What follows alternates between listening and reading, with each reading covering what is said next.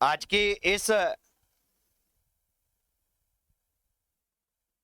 Live session में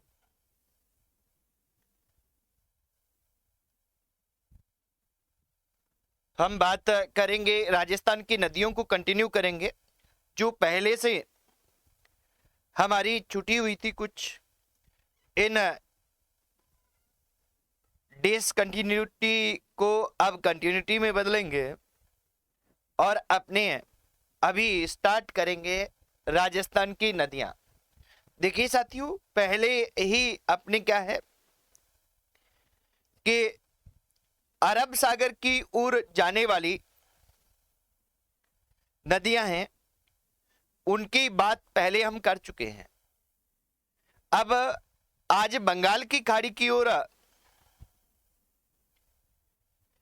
जाने वाली नदियों की बात हम करेंगे और ये जो बंगाल की खाड़ी की ओर जाने वाली नदियां हैं, इनको हम एक एक करके देखते हैं, एक एक करके इनकी बात करते हैं। थोड़ा सा स्टार्ट करें उससे पहले हम क्या है कि एक देख लें कि हम क्या है कि ज्योग्राफी में जैसे नदियां आती है हमारे, तो इन ज्योग्राफी के जो टॉपिक हैं वो हम पहले करने जा रहे हैं और इन ज्योग्राफी की टॉपिक्स पर एक एक करके बात करेंगे। राजस्थान के सभी महत्वपूर्ण टॉपिक्स हैं वो हम लेने जा रहे हैं आप सभी साथियों से, क्योंकि बीच में किसी कारणवश क्या है हमारी क्लास डिसकंटिन्यू हो गई थी और इस डिसकंटिन्यूटी को हम कंटिन्यूटी में बदलेंगे और बदल कर फिर अपने बातचीत प्रारंभ करते हैं। तो आज की क्लास स्टार्ट करते हैं। आप सभी तैयार हो जाएं और अभी अपने आज का जो पहला क्वेश्चन है वो देखने वाले हैं। तो सभी फटाफट से एक बार बंगाल की खाड़ी की नदियों को कौन कौन है, बंगाल की खाड़ी में जाने वाली नदियों को कौन कौन पढ़ के आया है साथी, वो कमेंट कर दें कि कौन कौन पढ़ के आए हैं। जो ये सोचते हैं कि हम सभी उत्तर सही करेंगे, ये सोचने वाले साथी फटाफट से कमेंट कर दें, फिर अपने स्टार्ट करते हैं। हाँ जी, सभी को नमस्कार। सभी के कमेंट्स आ रहे हैं, सभी साथियों को क्या है नमस्कार। आप में से किसको ये विश्वास है कि मैं पूरी सही करूंगा? गुड इवनिंग सभी, गुड इवनिंग महेश सेवदा जी, सुभाष पन्नू साहब, योगराज ढाल साहब, सभी को गुड इवनिंग। ठीक है, अभी अपने जो स्टार्ट कर रहे हैं वो स्टार्ट करने जा रहे हैं नदियों के क्वेश्चन। कौन सी नदियां? बंगाल की खाड़ी की ओर जाने वाली नदियां। आज का पहला क्वेश्चन हम देखते हैं साथियों। पहला हमारा क्वेश्चन है वो क्या है कि निम्न में से त्रिवेणी संगम नहीं है। निम्न में से त्रिवेणी संगम नहीं है, ये हमें बताना है। वेणेश्वर, राजमहल, देवधाम। अब देखिए, देवधाम वेणेश्वर कहाँ है? वेणेश्वर डूंगरपुर में है, डूंगरपुर। ठीक है, वेणेश्वर डूंगरपुर। और इसके बाद में राजमहल टोंक में है, टोंक। देवधाम भी टोंक में, देवधाम जोधपुरिया। ये है, इनमें से कोई नहीं। कौन सा उत्तर रहेगा? फटाफट से कमेंट करेंगे। पहले क्वेश्चन पे ही सभी साथियों के उत्तर आ रहे हैं। गिरधारी लाल, रेणु स्वामी, सीमा देवी, सोनिया, हाँ जी, योगराज,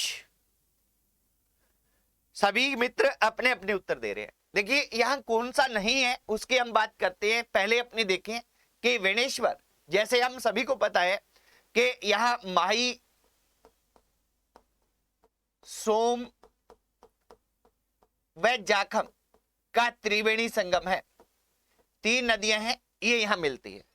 राजमहल टोंक है, राजमहल टोंक में हमारी तीन नदियां मिलती है। कौन सी? बनास, खारी व डाई, ये तीन नदियां मिलती हैं। और इसके बाद में देवधाम, इसको आप बताएं कि देवधाम जोधपुर में है या नहीं है। अब क्या है कि बहुत से साथी हैं, ज्यादातर साथियों का उत्तर नंबर क्या आ रहा है?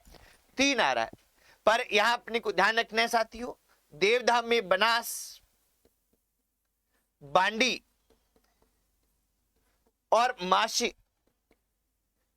ये 3 नदियां मिलती हैं, त्रिवेणी संगम है। और इसके अलावा क्या है, इसके अलावा अपने को ध्यान रखना है कि बिगोद, बिगोद कहां पे है, बिगोद है भीलवाड़ा में, बिगोद भीलवाड़ा में भी क्या है, त्रिवेणी संगम है। ये प्रसिद्ध त्रिवेणी संगम है हमारे। बिगोद भीलवाड़ा में कौन सी मिलती हैं, बनास, बेड़च व मेनाल। ये क्या है कि ये 3 नदियां यहां मिलती है। ऐसे ही हमारा क्या है कि बिगोद भीलवाड़ा के अलावा रामेश्वर घाट, रामेश्वर घाट कहां पे है, रामेश्वर घाट है सवाई माधोपुर में, और यहां सवाई माधोपुर में भी क्या है, त्रिवेणी संगम है। यहां 3 नदियां मिलती है, बनास, चंबल व सीप। सीप अब देखिए ये क्या है कि राजस्थान के प्रमुख 3 और ये 4 और ये 5 प्रमुख त्रिवेणी संगम है।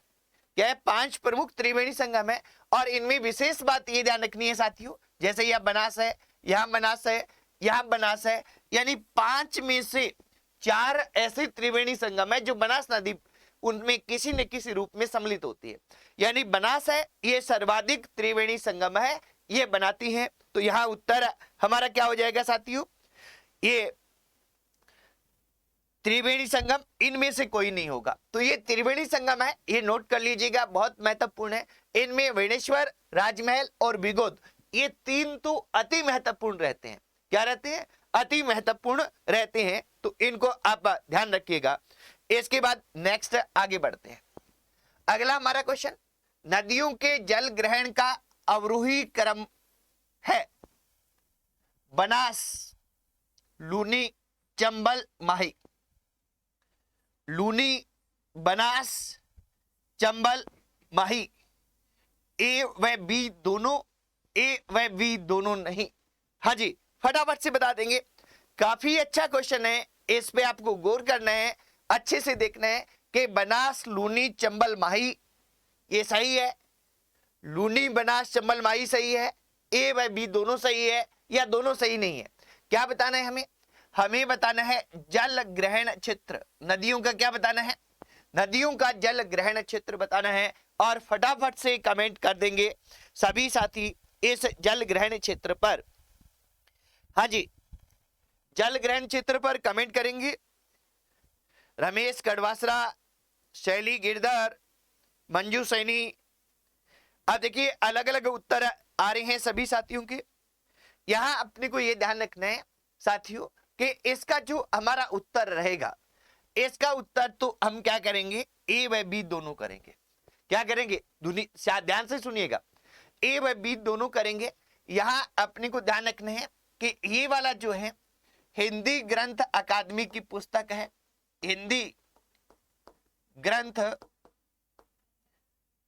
अकादमी, इस हिंदी ग्रंथ अकादमी की पुस्तक है वो ऑथेंटिक मानी जाती है। इसके राजस्थान का भूगोल हरिमोहन सक्सेना इसके क्या है, राइटर है। और इसमें क्या है कि ये वाला दिया गया है क्रम के बना सबसे अधिक, लूनी उसके बाद चंबल और माही इसके बाद। जबकि यहां क्या है कि राजस्थान भूजल बोर्ड की रिपोर्ट जो क्या है, भूजल की रिपोर्ट आई थी 2016-17 में। इस रिपोर्ट में क्या दिया गया है, इस रिपोर्ट में ये दिया गया है। हालांकि क्या है कि दोनों ही आंकड़े ऑथेंटिक है। क्या है, दोनों ही आंकड़े ऑथेंटिक है। आपने क्या कि किसी भी प्रकार के पेपर में क्या है इन पे गलत आ जाए तो हम क्या है कि इसको ऑथेंटिक ऑप्शन दे सकते हैं। ये अगर हम उत्तर देते हैं तो इस आधार पे दे सकते हैं, ये देते हैं इस आधार पे दे सकते हैं, या दोनों में कोई भी एक ऑप्शन आएगा तो वो भी हमें क्या करना है, वो भी हमें ध्यान रखना है। ठीक है, तो ये इस तरह से इसको गौर कीजिएगा। इसको अच्छे से ध्यान रखिएगा, बहुत अच्छा क्वेश्चन है ये। हमेशा ही क्या है कि आपको हजारों विद्यार्थियों से आगे करने वाला क्वेश्चन रहता है, बहुत से विद्यार्थियों से आगे करेगा। बहुत अच्छा क्वेश्चन ये हमें क्या है कि देखने को मिलेगा। ठीक है, इसके बाद में नेक्स्ट अगले क्वेश्चन की ओर बढ़ते हैं। अगला क्वेश्चन क्या है, सर्वाधिक अवनालिका अपरदन वाली नदी है। इसमें आप सभी साथी, ज्यादातर साथी है, उत्तर सही देंगे। सबसे अधिक अवनालिका अपरदन है वो किस नदी के द्वारा होता है? फटाफट से उत्तर दे देंगे। हाँ जी, सभी साथी फटाफट से उत्तर करेंगे। आशीष चौधरी का सबसे पहले उत्तर आया है सी। विक्की बालन कह रहे हैं सी। हाँ जी, ज्यादातर साथी हैं, सभी सही कह रहे हैं। सर्वाधिक अवनालिका अपरदन वाली नदी कौन सी है? चंबल। देखिए एक ध्यान रखना है कि अपरदन पर राजस्थान में क्वेश्चन पूछे जाते हैं। किस पे? अपरदन पर। अपर्दन है, इस अपर्दन पर राजस्थान में क्या है क्वेश्चन पूछे जाते हैं। यहाँ क्या पूछा जाता है कि सर्वाधिक अपर्दन राजस्थान में किसके द्वारा होता है? सर्वाधिक अपर्दन राजस्थान में किसके द्वारा होता है? अब क्या कि सर्वाधिक अपर्दन किसके द्वारा होता है, इसके ऑप्शन में आता है कि वायु द्वारा, जल द्वारा,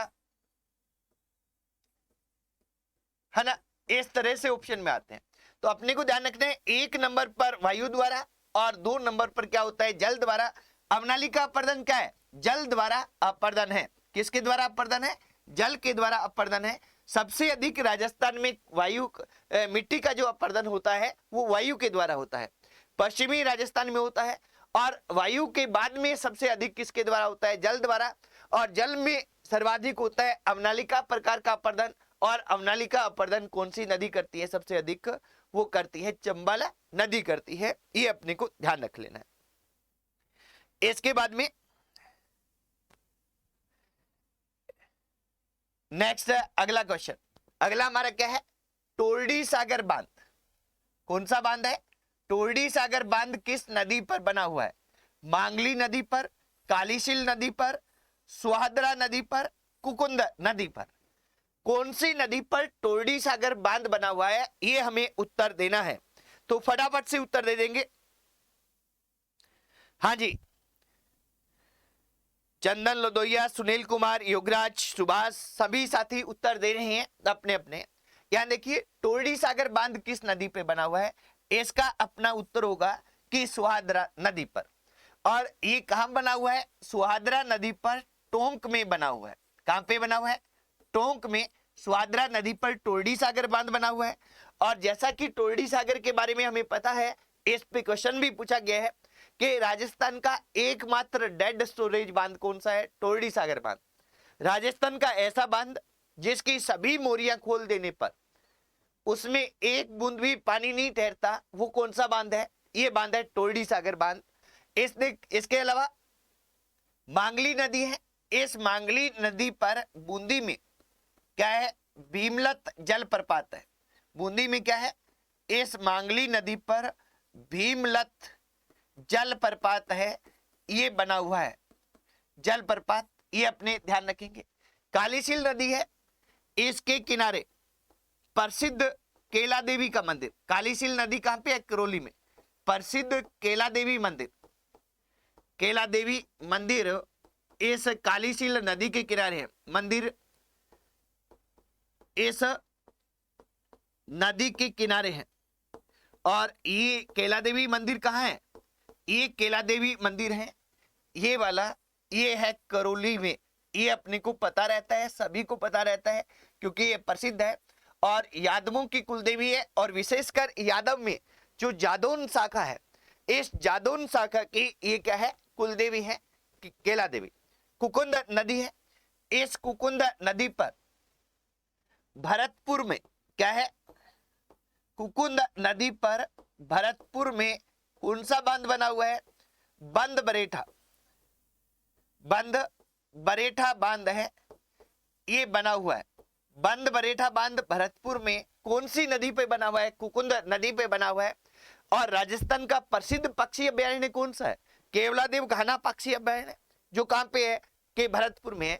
और दूसरा पक्षियों का स्थल है, शरण स्थल है, ये बंद बरेठा है जो भरतपुर में है और कुकुंद नदी के किनारे है। तो इसको आप ध्यान रखेंगे। हाँ जी, इसके बाद में नेक्स्ट अगला क्वेश्चन, ये योगराज ढाल साहब कह रहे हैं कि क्या कह रहे हैं कि मासी नदी पर ही बना हुआ है क्या टोरडी सागर बांध। अपने को ये ध्यान रखना है कि ये किस पे बना हुआ है टोरडी सागर बांध, सहोदरा नदी पर। और सहोदरा नदी है, ये सहायक नदी है किसकी, ये सहायक नदी है, नदी किसकी है, मासी नदी की सहायक नदी है। मासी क्या है, ये तो मुख्य नदी है, मुख्य नदी, और इसकी मासी की जो सहायक नदी है ये क्या है, सहोदरा, और इस सहोदरा पर बना हुआ है कौन सा, टोरडी सागर बांध बना हुआ है, ये अपने को ध्यान रखना है। इसके बाद में नेक्स्ट अगला क्वेश्चन, अगला हमारा क्या है कि निम्न में से किस जिले में से चंबल नदी नहीं गुजरती है। आपको बताना है कि कौन से जिले में से चंबल नदी है वो नहीं गुजरती। ऑप्शन आपके सामने है, फटाफट से उत्तर दे देंगे सभी साथी। हाँ जी, कौन सी नदी क्या है कि सॉरी, चंबल नदी कौन से जिले में से नहीं बहती ये बताने आए। कौन से जिले से नहीं गुजरती, चित्तौड़गढ़ गुजरती है, कोटा गुजरती है, झालावाड़ यहां से नहीं गुजरती, और धौलपुर से गुजरती है। तो नहीं गुजरती वो हमारा उत्तर है, वो क्या है कि झालावाड़। देखिए ये ध्यान रखना है कि जो चंबल नदी है, चंबल नदी, ये चंबल नदी राजस्थान के 6 जिलों से गुजरती है, 6 जिलों से गुजरती है। और ये 6 जिले कौन से हैं, सबसे पहले हम बात करें तो चित्तौड़गढ़ आता है। कौन सा आता है, चित्तौड़गढ़। इसके बाद में कौन सा आता है, चित्तौड़गढ़ के बाद में दूसरा आता है कोटा, कोटा के बाद में ये गुजरती है बूंदी से, बूंदी के बाद ये गुजरती है सवाई माधोपुर से, सवाई माधोपुर, सवाई माधोपुर के बाद ये गुजरती है करौली से, करौली, और करौली के बाद ये गुजरती है धौलपुर से। तो ये क्वेश्चन भी क्या पूछा गया है कि कौन से में से नहीं गुजरती, तो इन 6 के अलावा जो भी होगा वो हमारा उत्तर रहेगा। और जैसे हमें साथियों पता है कि राजस्थान में सर्वाधिक जिलों से गुजरने वाली नदियां कौन सी है, 3 है। सर्वाधिक जिलों से गुजरने वाली नदियां हैं 3, कौन सी, चंबल, बनास और लूनी। चंबल, बनास, लूनी है, ये सर्वाधिक जिलों से गुजरती है। कितने कितने जिलों से गुजरती है, 6 जिलों से गुजरती है, ये अपने को ध्यान रखना है। जैसे चंबल के हमने लिखे वैसे ही बनास को आप देख सकते हैं। बनास कहां से चलती है, राजसमंद, राजसमंद के बाद चित्तौड़गढ़, चित्तौड़गढ़ के बाद भीलवाड़ा, भीलवाड़ा के बाद अजमेर, अजमेर के बाद टोंक, और टोंक के बाद में सवाई माधोपुर। ये 6 जिलों से कौन सी गुजरती है, इन 6 जिलों से गुजरने वाली नदी है वो कौन सी है, इन 6 जिलों से गुजरने वाली नदी है ये बनास है। ऐसे ही लूनी कहां से चलती है, अजमेर, अजमेर से चलती है।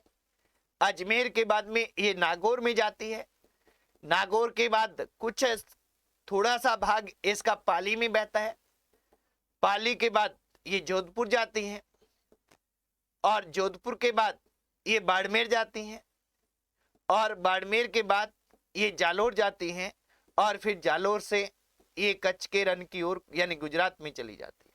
तो ये 3 नदियां ऐसी है जो सबसे अधिक जिलों में से बहती है। और ये जिले कौन से हैं, 6 जिले हैं। इसके बाद में आप देखिए घनश्याम बीरट साहब कह रहे हैं आपके अनुसार रीट कब हो सकती है, मेरे अनुसार नहीं होगी घनश्याम साहब।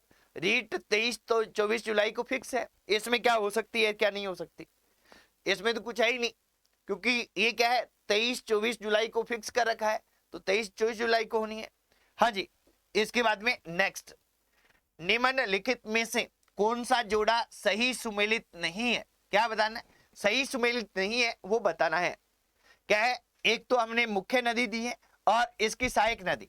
देखिए ये क्वेश्चन है, ये कहीं ना कहीं कोई न कोई प्रतियोगी परीक्षा में पूछे गए हैं, ये अपने को ध्यान रखना है। तो फटाफट से बता देंगे।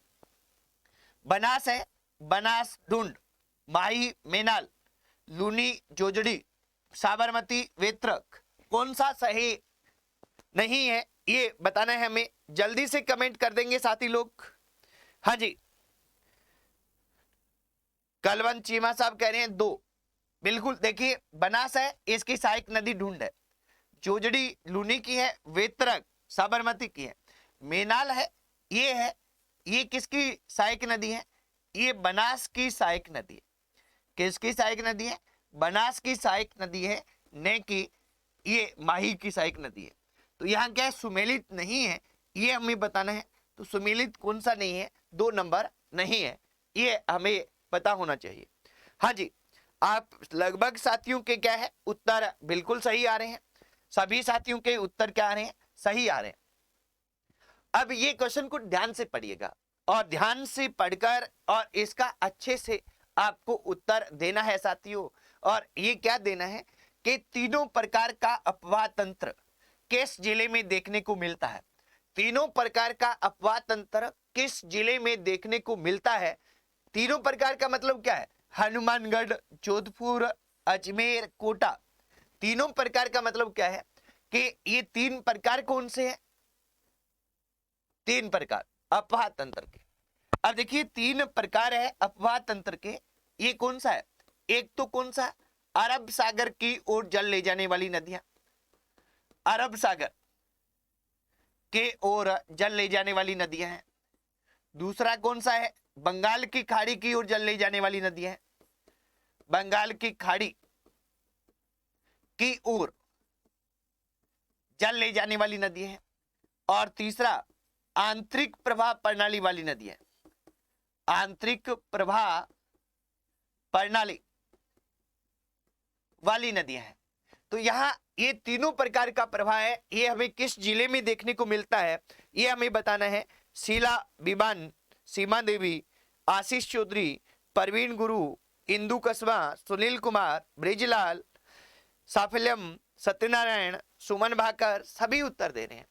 यहां देखिए अपना उत्तर क्या रहेगा? अजमेर। क्या रहेगा? अजमेर। देखिए हनुमानगढ़, हनुमानगढ़ में कौन सी नदी बहती है? घग्गर नदी एक ही बहती है। किस प्रकार का अपवाह तंत्र है? यहाँ आंतरिक प्रवाह प्रणाली यहाँ है। बाकी अरब सागर की ओर जल ले जाने वाली नदी और बंगाल की खाड़ी की वाली नहीं है। जोधपुर है, जोधपुर में क्या है? आंतरिक प्रवाह प्रणाली की छोटी नदी यहाँ मिलती है, यानी छोटी नदियां यहाँ पाई जाती हैं। तो आंतरिक प्रवाह प्रणाली प्लस यहाँ जल किधर जा रहा है? अरब सागर की ओर जा रहा है, तो अरब सागर ये 2 मिलती है। अजमेर है, अजमेर में लूनी है, ये किधर जा रही है?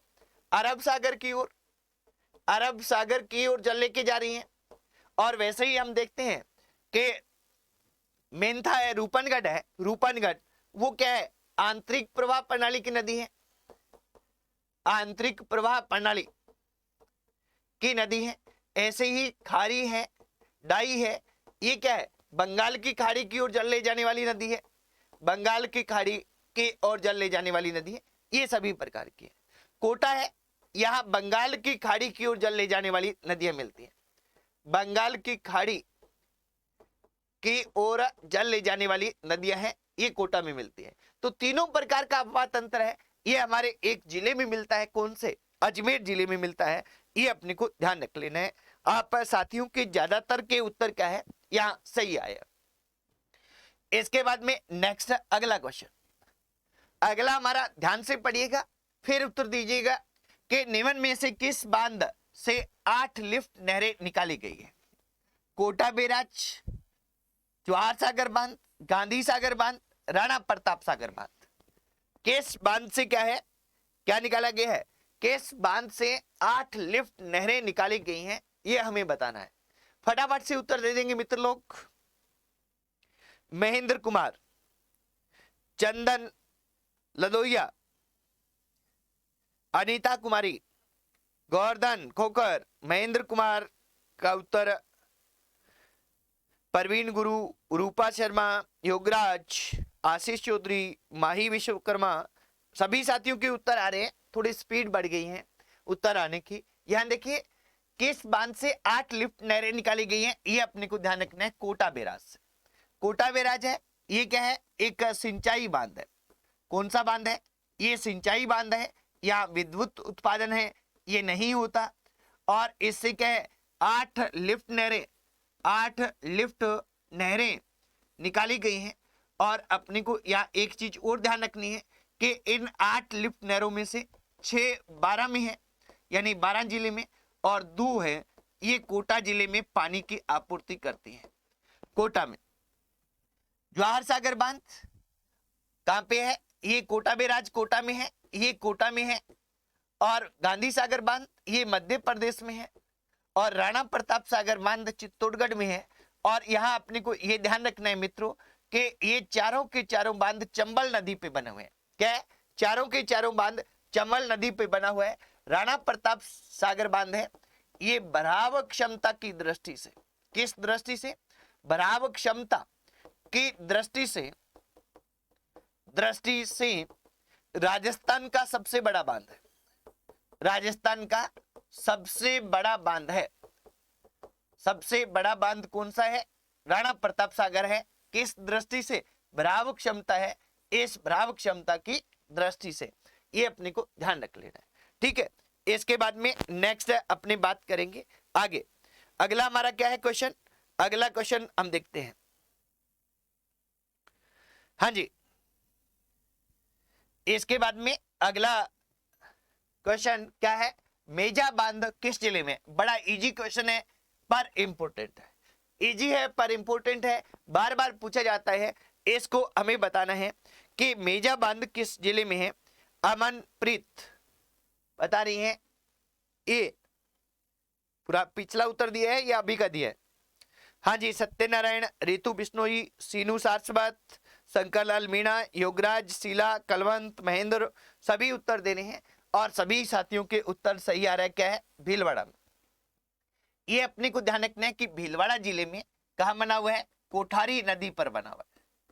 कौन सी नदी पर, भीलवाड़ा जिले में कोठारी नदी है, इस पर बना हुआ है।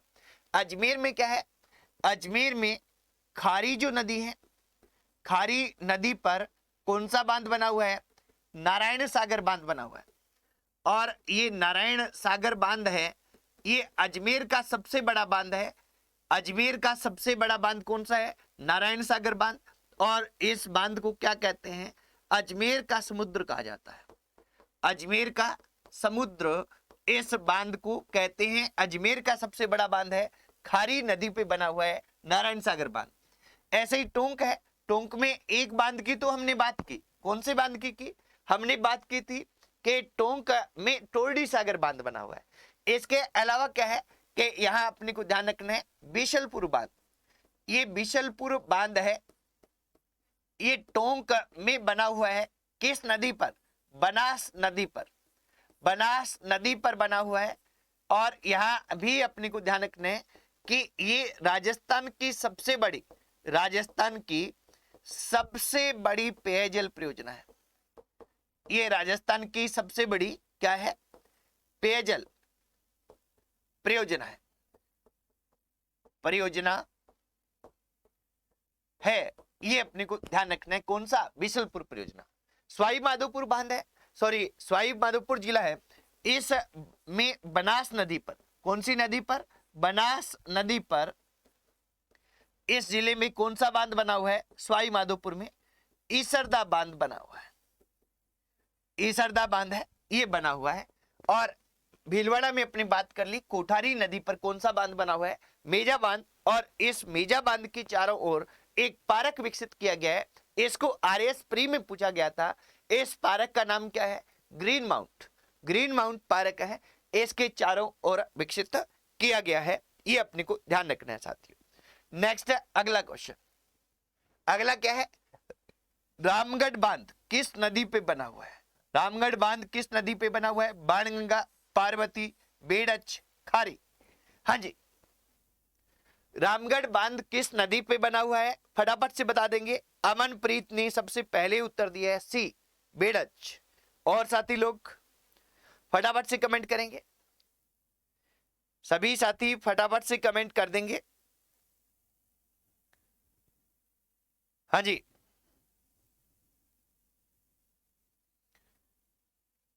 शैली गिरधर कह रही है 2, शीला विमान, कुमार दशरथ, आशीष, गोवर्धन, इंदु, विकी, रूपा, सभी उत्तर दे रहे हैं। देखिए रामगढ़ बांध है, ये अपने को एक तो ध्यान रखना है कि ये जयपुर में बना हुआ है। कहां बना हुआ है? जयपुर में। दूसरा, इस बांध के का निर्माण राम सिंह ने करवाया था। राम सिंह जयपुर के शासक थे। और यहाँ रामगढ़ झील भी बनी हुई है। कौन सी झील बनी हुई है? रामगढ़ झील इसके बनी हुई है। और इस रामगढ़ झील में हमारे 9वें एशियाई खेलों के दौरान 1982 में नौकायन प्रतियोगिता का आयोजन हुआ था। और ये किस नदी पे है? बाणगंगा नदी पर है। और ये बांध क्या करता है? यहां से इस नदी का दिशा परिवर्तन करता है। दिशा परिवर्तन करता है, ये अपने को ध्यान रखना है। देखिए बाणगंगा नदी है, ये पहले कहां से निकलती है? बाणगंगा नदी है जो यहाँ जैसे जयपुर में कहां से निकलती है? जयपुर में बैराट की पहाड़ियों से निकलती है। बैराट की पहाड़ियां यहां से निकलती है।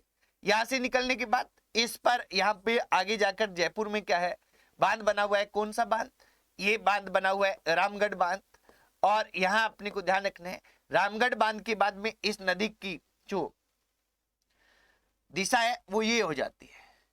यानी पहले ये उत्तर से दक्षिण की ओर बहती है, फिर ये पश्चिम से पूर्व की ओर आ जाती है। यानी ये नदी का क्या करता है? दिशा परिवर्तन करता है। और इसके पीछे ये जल ठहर जाता है। इसी को रामगढ़ झील के नाम से जाना जाता है।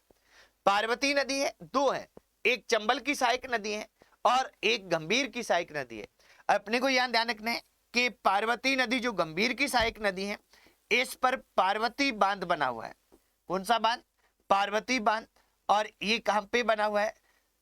पार्वती बांध है, ये धौलपुर में बना हुआ है। कहां पे बना हुआ है? धौलपुर में बना हुआ है।